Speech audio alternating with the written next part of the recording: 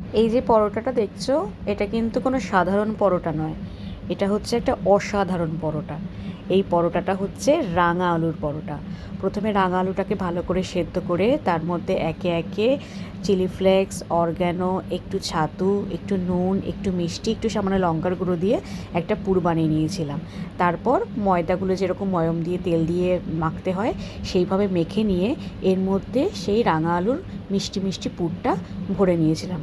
বেশ ঠেসে ঠেসে গোল গোল করে সুন্দর করে যেরকমভাবে পুরটা ভরে সেইভাবে আমার মা এখানে পুরটা ভরে দিয়েছিল। আর এখানে আমি বেশি হয়নি, গোটা 6টাই পরোটা হয়েছে।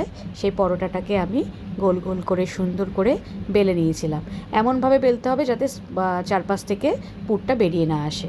ব্যাস এইভাবেই পরোটাটাকে হালকা আঁচে ফ্রাই প্যানের মধ্যে দিয়ে তেল দিয়ে ভেজে নিয়েছিলাম।